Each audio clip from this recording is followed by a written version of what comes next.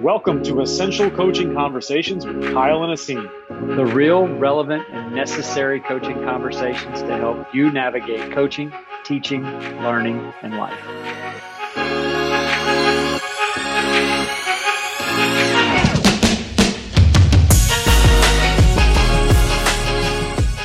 Pros at this podcasting. So I want to jump in right away because I think we've gone back and forth about this. Like, do we start by introducing who we are? I feel like if you're listening to the pod, you probably have some sort of clue who we are. And if you don't, that's probably better for you, I think, depending on who you are. But if you really want to know, you can find us at essential-coaching.net. Kyle, what is your Twitter handle? My Twitter handle is at CoachK424. And mine, Aseem, is at Rastogi, RASTOGI _Aseem, ASEEM as in Mary. We'll also put that in the show notes so that you have the ability to go back, follow us on Twitter, see all the content that we're putting out. But hopefully you have some sort of idea of why you're here on this particular podcast. And, this being our first episode and all, I think it's high time that we really think about the things that spurred why we decided to have these essential conversations. Yeah, I think it comes down to why you and I have conversations every single day. What started our relationship almost between 5 and 6 years ago. And we talk about being real, relevant, and necessary. And the best professional development that either one of us has ever had is literally having this conversation, but not just having it as a one-off conversation every now and then, or, meeting up for coffee at a coaching clinic, once a year, or, when our teams play each other and those types of things, but building a real, relevant, necessary relationship with a peer, a colleague, a friend, and having these conversations every single day. So we'll probably get into all of these platitudes and tropes of, 1% better in reps and grinding, et cetera, et cetera. But really that's the nature of our relationship, right? It's reps after reps after reps. And I feel like we have had countless deep reps of real intentional learning just coming out of these conversations, which, they might be about offensive philosophy. They might be about environmental design. They might be about our wives. They might be about how we handle going to Lowe's to, set up our new house or whatever. They're real and we don't really know where they're going to take us.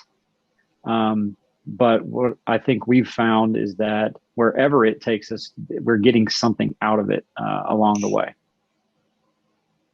There's very few things, especially like day to day, that in your normal sort of routine are fulfilling, right? I think that like a lot of people just kind of walk through it and they're just like, they do what they do every day and don't really think about like the aggregate effect of those things. And I think it's easy to read about, like, you see these people like posting things on Twitter, like, do something every day. Like Jason Fry is a great example of that, right? With his breath work and beating the sun and all of that stuff. Like to me, 4 o'clock is a PM time. Like I'm never going to wake up to beat the sun, especially here on the East Coast where like it just rises so early.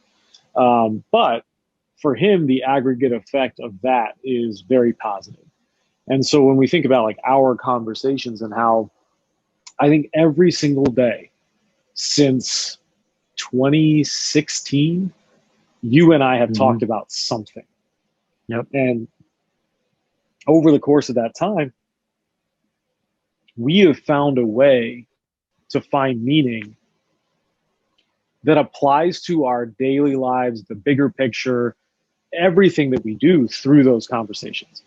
And so even when we started Essential Coaching, like that was sort of wholly built on the idea that we could do that with other people.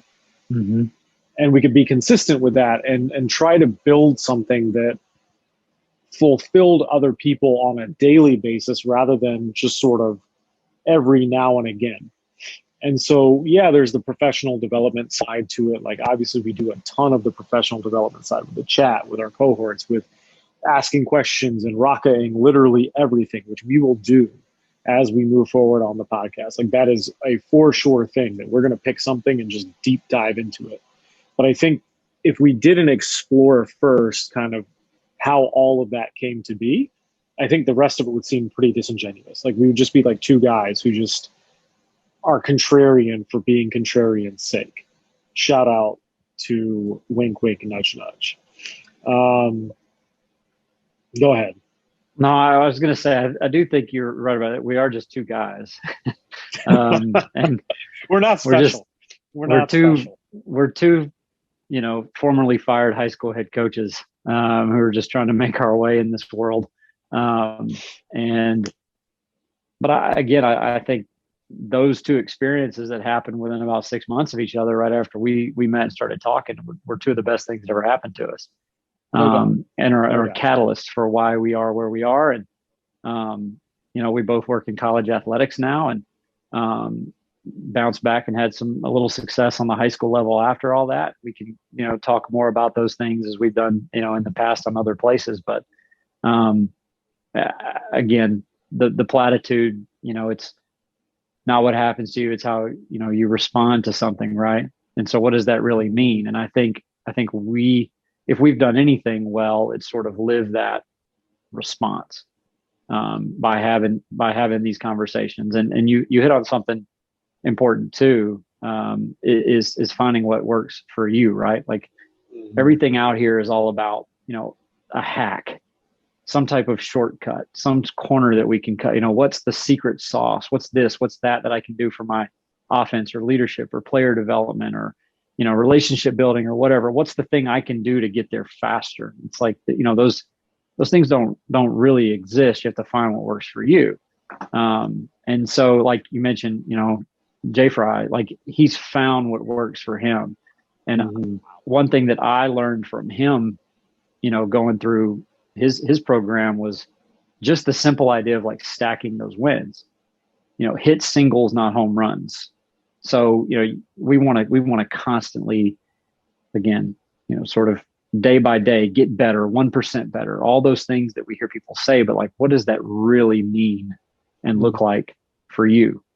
And for you and me, it was, again, just asking a question, being vulnerable, saying, I don't know something. What do you think about this? Here's an idea. I don't know if it's good.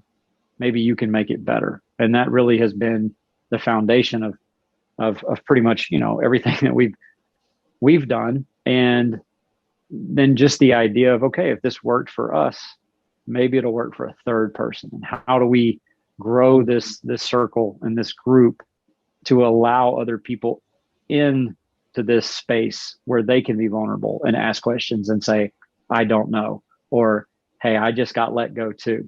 This is what I'm feeling. This is what I'm going through. Or, hey, I've been successful everywhere I've gone, but I'm still extremely insecure about what I'm doing because I don't think the reason why we've had all that success is necessarily me. I've had really great players. How many coaches do you hear say that kind of thing out loud? Like it doesn't happen, but they're able to, in a conversation with people that they have built that human component with and through. And, if this is another platform that extends that circle a little bit wider and allows people to have conversations and think, whether it be, in our cohort calls or in our group chats or on our messaging board or just in the chats on Monday or through this, and it gets people to think. And one thing that I do think that the chat does, our chats are hard. Super hard. They're hard. A lot of times they're hard to write. Yeah, we write these things and we don't have answers for some of them sometimes, like full disclosure, like it's hard to do. And so a lot of people, they see them, they read them, and they'll reach out and they'll say like, man, I saw the chat. I like the question, but I don't know the answer. I didn't want to post anything. And it's like, great, that's fine. It's not there to show off what you know necessarily. And just for reference, if you don't know, the chat that Kyle's talking about is every Monday night, 8:00 Eastern time on Twitter. And if you just follow the hashtag ECRACA, RACA, chat at 8 o'clock every Monday night, like clockwork. We throw out a different topic and 5 to 6 questions that will really make you think, to go through that reflection, awareness, clarity, and alignment pathway that we've created. And I think, it is funny how many people lurk on that chat, and they'll tell us afterwards, like, I didn't feel comfortable answering those questions in public, but I'll answer them through DM, or, hey, sorry, I missed the chat. And, it's always there. And I think that's the funny thing, is like, people jump in the next day and they've seen it with fresh eyes, and they have like some really, really good responses to questions that I don't think really get asked unless it's something where, like, there's a necessity for it to be asked, like we're losing or things aren't going well. I think for us, and Kyle, I think you would agree with this, like, the entire point of the chat on Monday nights is to help coaches stack the deck. Mm-hmm. Right? We want you to be able to pull that ace out of the deck when you need to. And so by having you think about these things well in advance, where they're really, like, it takes a lot of vulnerability and a lot of guts to get on Twitter and, like, show the answer to this question that you've just heard for the first time. It's very different than if you're preparing for an interview and you're just going through kind of like standard interview questions. But if I were an athletic director, these are the questions I would be asking my coaches, in their end of year meetings, in interviews, in just casual meetings with them, to get them to think a little bit deeper about that real and relevant and necessary work that has to be done to become a really, really good coach of whatever it is. Right. Yeah. This is not just, we're both basketball guys, right? Basketball coaches. We've got football, softball, track, swim and dive, soccer, people that don't coach. They just teach, lacrosse, cross country. That's why we don't necessarily want to pigeonhole anybody or typecast anybody in, because in high school, you also likely don't just coach one sport. If you work at a small school, you might be the head varsity basketball coach, but you're also the offensive line coach or special teams coordinator, or you're the third base coach for the softball team, or you might even simply run a club, 4-H, DECA, FCA, student council, like whatever. You're involved with other things. You might be involved in some of the arts, music, drama.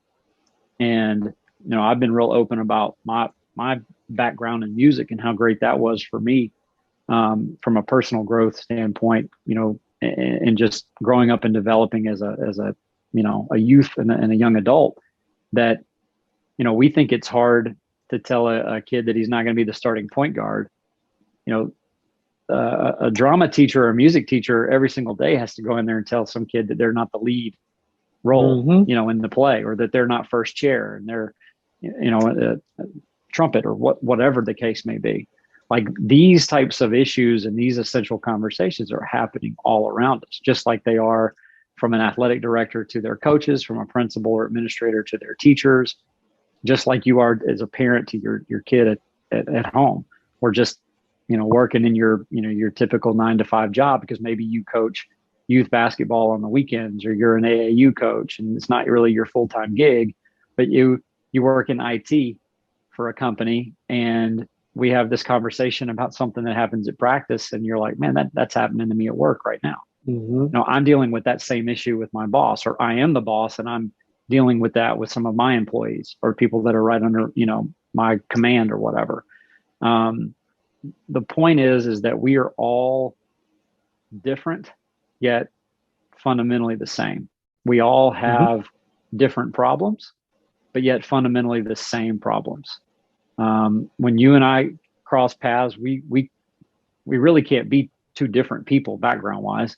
We couldn't be in two completely different situations, coaching wise. No doubt. But every single thing that we talked about, there was some unifying theme or central vein that we were both dealing with. And that, I think, is something that if you talk about with somebody, they kind of say that they notice it and they see it, but we don't really think about it in our everyday life. And we don't really notice just how much we all have in common. If I'm the girls basketball coach at the school, I'm envious of what the football team is getting, right? But I don't realize that the same issues I've got, the football coach is dealing with something similar. We all feel like our problems are the biggest problems on campus, which they're not, right? Like we're all sort of in this thing together. And we're likely also coaching a lot of the same kids. Again, I speak from this small school perspective because that's where I spent most of my time. But I had to share athletes. There were kids that would miss certain things because they had to go to not just a 7-on-7 or a baseball tournament. I mean, I literally had a kid late for a tournament one time because he was at a quiz bowl, across the state, a couple hours away, and you just, those things come up, they happen. And it's real easy to sort of say like, well, if you're not there, you're not committed and, you're off the team or whatever.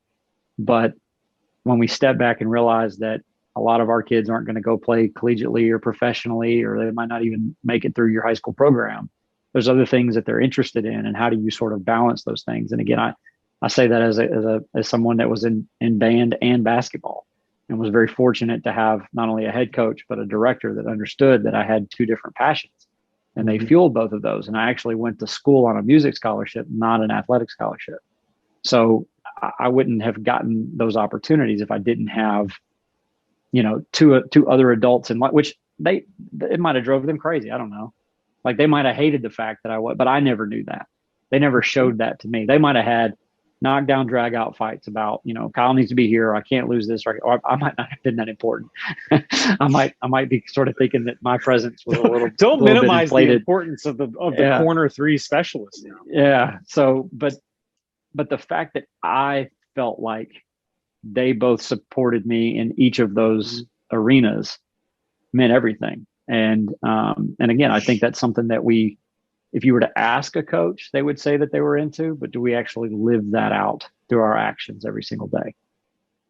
Yeah, no, I think one thing that you just said really got and this is what happens when we have these conversations. Like, I really would love to know, and maybe like, the 6 people that listen to this at some point could tell us how many of them have gone and sought the advice of the drama director when it's time to make cuts for your basketball team, your football team, whatever it is.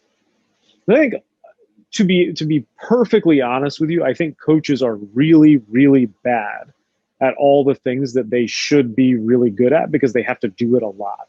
And so what I mean by that is this. How many coaches go and try to learn from the guidance counselor about how to talk to all the different kids that are at the school? And vice versa, right? Coaches are good at that. Like, I think we have the skill to do it. But I think there are people that we're around on a daily basis that have like you said, the exact same struggles that we do, but their skill sets are vastly different than ours. And so, how do you, from a college perspective, for example, so working at a very high academic Division III school right now, I can't tell you how many times money has come up in a recruiting conversation. Who better to talk to about how to talk about money than the people at Student Financial Services? But usually any conversation that any coach has with those people is because we need something, not because we're trying to learn from them. Right. And so I just think about, how that would impact somebody who's in your similar situation, where they needed 2 adults to be on the same page. They needed 2 adults to support them. How do we manufacture that over and over and over and over again? Right. So then the other thing that you said, to take this back probably 10 minutes ago now, you're talking about, and this is something that I think we will discuss a lot in coming episodes, this idea of like, what can I get to become better at, like 1% better at leadership, or 1% better at this, or whatever. And I think the question really has to be reframed as, what can I do to do that? Not what can I get to do that. But I think the question that coaches are asking, And we see this all the time, right? I can put out my flex tape meme every day about something that's going on.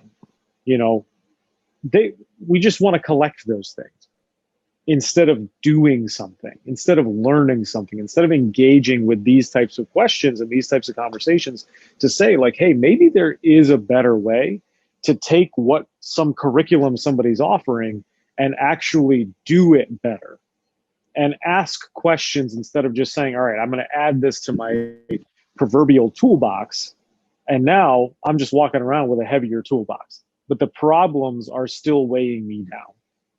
And so I found that, you know, even throughout our work with numerous different, you know, companies and people and whatever, the one thing that kept grounding me personally was our conversations and how we were able to help dig through things to actually create some sort of actionable change, as opposed to just like collecting a resource and saying like, yes, this is something that we absolutely need. I'm going to put this in my Google Drive and keep it moving. But a big, I think part of that is we as coaches are looked to for answers, right? Mm-hmm. Like from our staff, especially if you're a head coach, from our players, from our parents. You don't want to look like you don't have an answer in front of those people. You don't want to look like you don't have an answer in front of your AD, an administrator, the fans, depending on, you know, what type of market you're in. And, you know, maybe you've got local media that come to games and, you know, whatever the coverage is, like whether you're in a you know, a sort of proverbial big pond or a small one, our small society is big where we are, right? Like it's, even if you're in a school with 140 high school kids in a village of 600 people, right? That's the biggest world that they live in. And so everything to everybody feels like it's of the utmost importance. And so we feel like we as coaches can't ask questions. We have to have nothing but answers. And so this drives us to constantly collect information. I don't know anything, but if I have the library deep enough and my resource bag is deep enough, I'll know that somewhere in there I have the answer that I need. Even though I've got no idea where it is, I have no idea how to actually utilize it, but I've got an answer that I can pull out and flip through my card catalog and say like, okay, well, this is an issue. Boom. This is how I'm going to handle it because this was on page 4 of these clinic notes that I got secondhand from somebody else who may or may not have actually gone to this speech or not, but it's a piece of information. And it's about actualizing what those things are. And then again, like where we're all the same. So I'm going to contradict myself here a little bit. We are all the same, but yet the context and the nuance of everything is where we differ. And so while we're all dealing with the same problems, those quote unquote same answers aren't necessarily going to work for you or me. So you and I are dealing with these same issues in 2 completely different places, and we realize that we connect over those things. But the way I'm going to have to handle it coaching high school boys might be different if you're coaching college females, or the way I would handle it coaching basketball is going to be completely different if I'm coaching tennis. Because the structure and the environment in which a basketball player lives in versus a tennis player, especially while playing singles, where you can't call timeouts and talk to them and teach to them and those types of things, where they're basically out there on an island by themselves. You got to learn to do a lot of that work before all of that happens. And we feel like in basketball specifically that we can control things all the time. They give us 5 timeouts in a game to stop when things go wrong. Like they're giving you sort of 5 bailout cards plus a couple of quarter breaks and a halftime. And, you know, depending on, again, your level and where you are, college male versus female is a little bit different. But we're looked to as if we're supposed to have all the answers all the time. And if that's the way you're living, at what point are you supposed to actually develop? You can't. Well, and to that point, like, where do answers come from? They come from questions. And so if we're not taking the time to ask those relevant, real, necessary questions like we do, then the answer is pretty meaningless because it's going to be somebody else's. So yeah, we were in very different situations. I mean, truth be told, I don't think we could have been in two more different situations. I mean, Right. you were coaching the guys at Simsboro, super small village, like totally different demographic than where I was coaching in the largest school system in the country, right? One of the most affluent places in the country, coaching girls at the high school level, and like yet we're still sitting there talking about entitlement. I Mm-hmm. remember clear as day. You know, we were talking about how I think you guys had gotten them the new Kyrie Starbursts. I think that was the shoe that you all had gotten them, or you had gotten them new uniforms or something like Yep. that. Shoes. And you know, it was like they were super thankful for it at the moment, and then like I don't know if any what it was, but like it was the exact same thing that had happened that when I had bought our team brand new uniforms, and like 3 out of 16 kids said thank you, right? And it was just like this idea that, man, like we're in two totally different places, but the problem was the same, that we were dealing Mm-hmm. with like some sort of entitlement that had popped up. And at the end of the day, like it's not the biggest deal in the world, right? There's a million other things that we dealt with as head coaches, as assistant coaches, as people working in college athletics. There's a million different things that come up. But the way that we were able to talk through that and the questions we were able to ask each other that was relevant to each other's context helped us handle that moving forward. And I think that's something where coaches, like when we have had our cohorts, when we have had even like one-off conversations with coaches who are interested in essential coaching, or, you know, with one of our member coaches calls us, like being able to, we can probably ask the same questions to 10 different coaches and have it apply to their context and get 10 different answers. But Mm-hmm. those answers are going to lead to the clarity that they need in order to address whatever situation that they're in. You know, even just this past summer, like in July, I had coaches texting me that are in our, you know, they're member coaches, they're coaching AAU. They're like, hey, what do I do against this type of defense? Like, what have you seen my team play? What needs to happen? And even those conversations, yes, they're very, very sports specific. They're very X's and O's type specific things. It really doesn't matter because at the end of the day, my response to those things was 9 times out of 10 going to be a question. Mm-hmm. What do you need to do this? Like, how are you going to do X, Y, Z, whatever it is. Um, you know, and I think if we can start to turn the tide, even for one coach at a time, to question what they're doing and to believe that they could do things better and they don't need a billion resources to do it. The one resource they really need is to be able to be reflective when they're asked a question and to have somebody that's going to ask them those questions that aren't, hey, what are you going to run this year? Mm-hmm.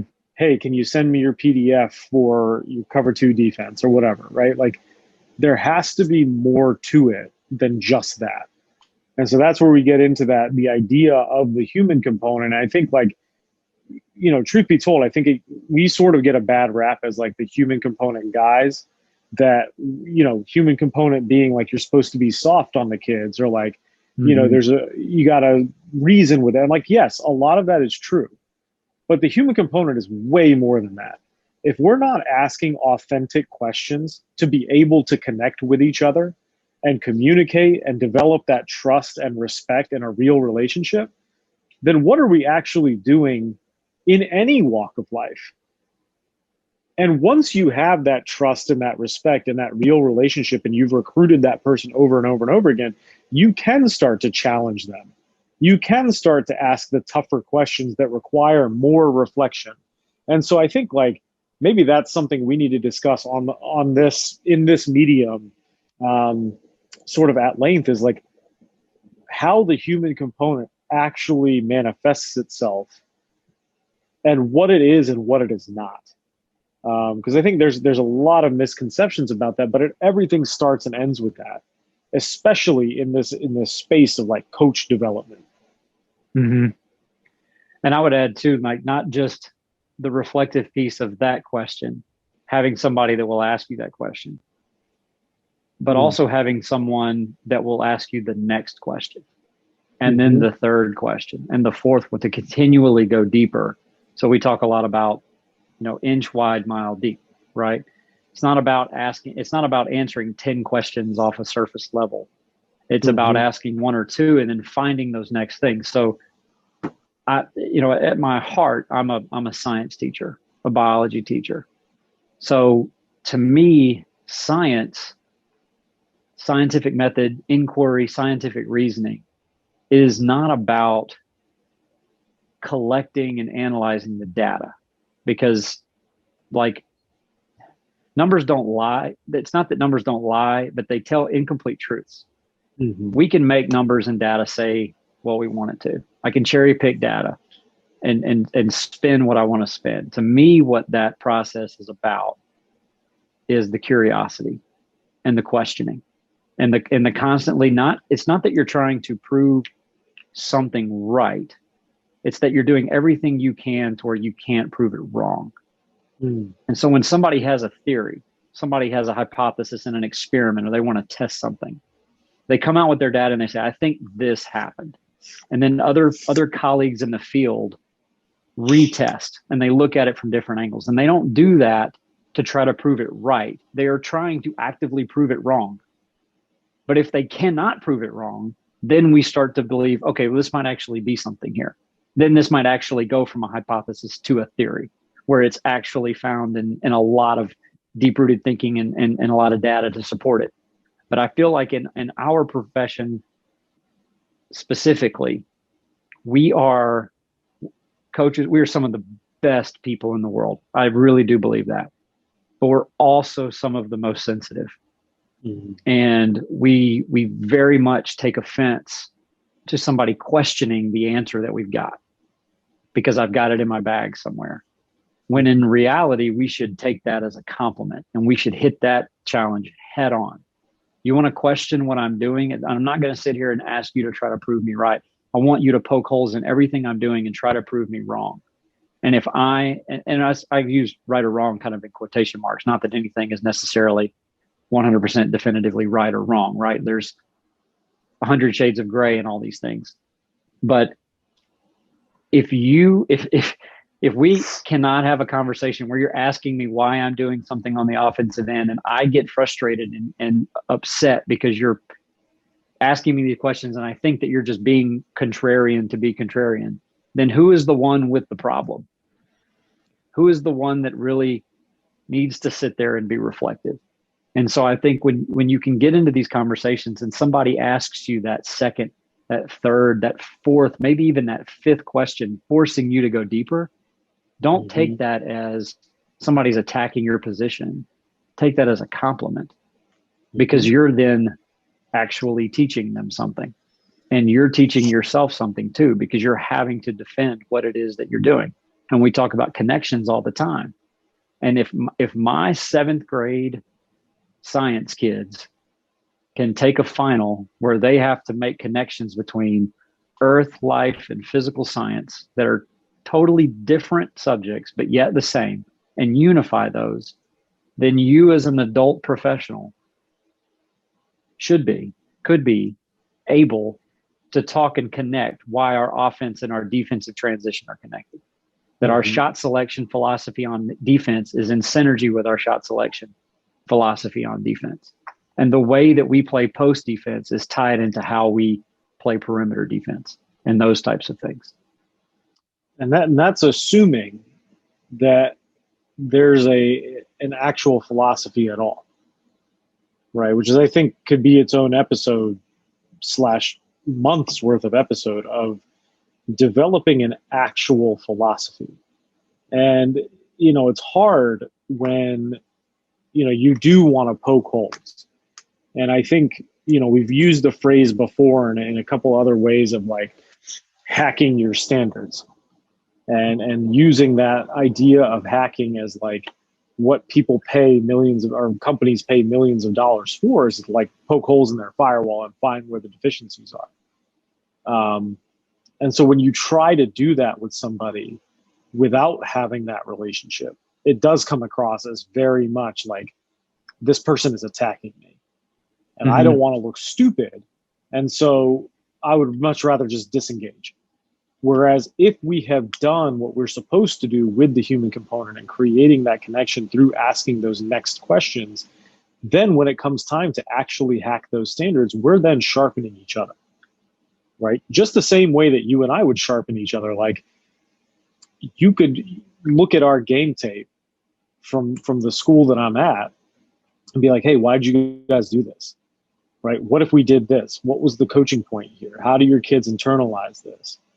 Right? That's not you attacking me. That's you making me think about, hey, maybe we're not giving the best feedback we could in practice.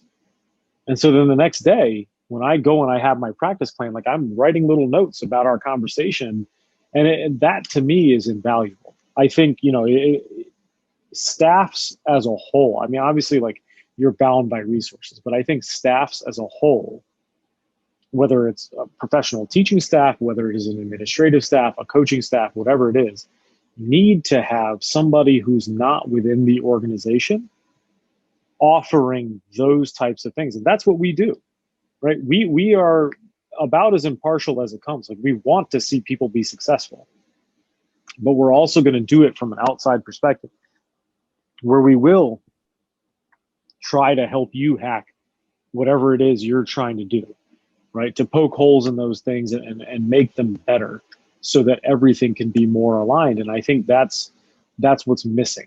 And so even when we, talk about things like coach speak, or, any number of these videos that are now popping up that are branded, even though they're somebody else's video, like, we could do an episode each on all of those and just take a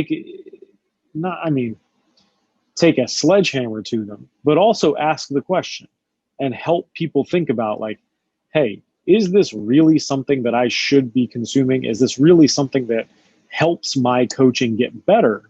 Or can I take this, learn to do this on my own, and become a more critical consumer of that information? Right. And getting back to what we essentially are about, right, is the essential piece of, if I can only do one thing, what's that going to be? Mm-hmm. If we had to be good at one thing on defense, what's that going to be? If we had to forsake everything else on offense, what's the one thing that we want to do? And when you really start to boil those things down through that lens, getting to what is essential, then you become a lot pickier as to, okay, well, yes, this used to be sort of entertaining, but it's not really the relevant and necessary to what we said is going to be essential. So I've got to have some character about me. I've got to have some discipline about me, and I've got to say no, and I've got to not go down that road. And you hit on something here a second ago about coaches. If they feel, or if we feel like we're being attacked, we'll just sort of opt out of the conversation. We'll disengage. But that's the very thing that we as adults don't let our kids do. We expect so much more from our players and our students and our kids than we do of ourselves. We would never allow a player in practice to just opt out because it got uncomfortable. Mm-hmm. We all talk about how the only way to get comfortable is to get uncomfortable, and you've got to get out of that comfort zone and train ugly and do all these things. But yet when we feel like that, it's like we can just sort of all of a sudden stop being what we say we're supposed to be and what we believe in, and go in a completely different direction. And so if you've ever seen us, use the hashtag least committed, that's what we're talking about. It's not that you don't care. It's not that you're not committed. It's not that you're a bad person. I mean, we are all these things. And if somebody's still listening at this point through this episode, please know and understand this. We do not have the answers. We don't have all of the solutions, right? Because we believe that the only person that has the solution you need is you. Mm-hmm. Now, if we do have anything, it's questions. And it can, and I get it. Like, it's hard to be asked over and over and over again, to the point where it might be a little annoying, and you get to a point where you get a little frustrated or whatever. And that's great. But again, it's the same thing we would want from our players. because that level of frustration, that level of, I'm annoyed because coach is making me run one more down and back, or coach is making me shoot 10 more shots because he doesn't like the way my wrist was coming off the ball, whatever. Those little annoying things that we have all gotten on in a post-game speech or on Twitter or in front of a parent meeting and said, what is it? Brutal honesty. I'm going to give you brutal honesty, and I'm going to come at you so hard that you're going to be, pissed at me and frustrated with me. But one day, I'm going to push you. I'm going to push you, like, right. Yeah. So, but when that is expected of us and our growth, but yet in the same exact breath, every coach you talk to at a clinic says they're a lifelong learner. We all say that we want to continually grow. If you're not the dumbest person in the room, you're in the wrong room, right? If you're the smartest person in the room, then you need to find another room until the smarter people in the room start asking you a bunch of questions and you want to go run into your own room by yourself with all of your PDFs and your DVDs and all that kind of stuff, because it's comforting and it makes you feel better. Because every time you watch or you read one of those and we scribble something on a notepad and we text it to our assistants, that works 100% of the time because nobody's defending us yet. To make you feel better. It makes you feel better. 100% it does. And that's great in that little moment. And maybe that's the confidence that you need to get up and go to practice the next day. Maybe that's the confidence you need to have that difficult conversation with a parent the next day. And we're not saying that those things don't happen or aren't relevant at all.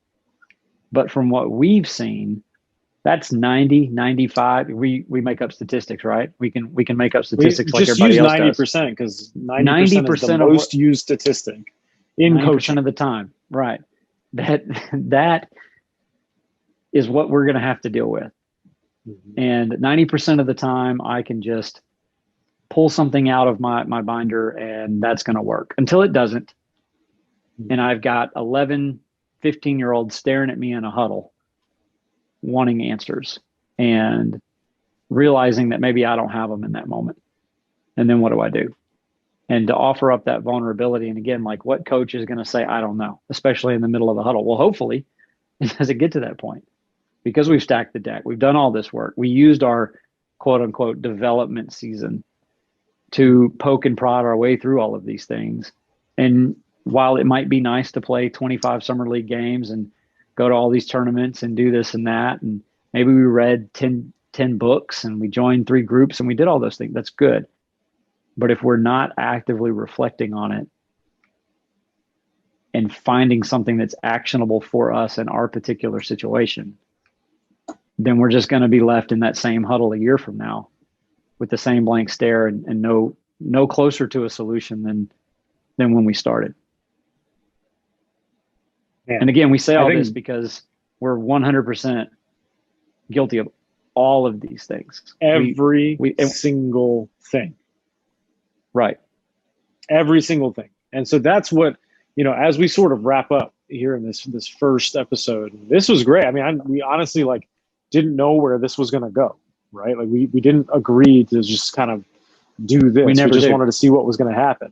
We never know where it's going to go. I mean, obviously I think moving forward, we'll have some different topics, but even those will sort of digress into other things where we try to sharpen and sharpen and sharpen. But I think, as we wrap up, that's the one thing we hope that those of you that are still listening to this point take from this is that this is not 2 guys talking about having all the answers. We do not. We are not 2 bros who decided to start a podcast because we have answers and because we want to give you information that's going to change your life. We are not those people. We have way more questions than we do answers. And we have a lot of theories that may or may not work for you. But we're hopeful that you give it a chance. We're hopeful that we can engage with you via social media. DMs are always open. Feel free to send us a tweet, whatever it is. We really we're here to serve and add value to the coaching, leading, and education community. I mean, that's really what this is. And we don't offer one-size-fits-all type things. We don't do any of that because there's so much of that, and none of it really works for everybody. The only thing that works for you is something that is within your context and deals with your answers. And so we're the ones who are going to ask you those questions and be with you along the way. So, you know, as we wrap up, just want to say, for those that are still listening, we appreciate you. And hopefully we can come out at least once a week with some episodes and add value to your coaching journey. And, you know, if you're in the car on a commute or something like that and you feel so inclined, please drop us that 5-star review at some point. I think that's what we're supposed to ask for, right? Yeah, it's by law. You have to ask for that. You have to smash that subscribe button. I think that's what all the kids say these days. And Kyle, anything else to wrap up? No, we just appreciate both of you listening. Hi, Mom. my wife will listen at some point.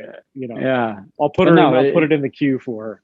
In all seriousness, at the end of the day, if one person listens to this and gets something out of it, then great. But we are having this conversation because we hope it benefits you, but we're really having this conversation because we know it benefits both of us.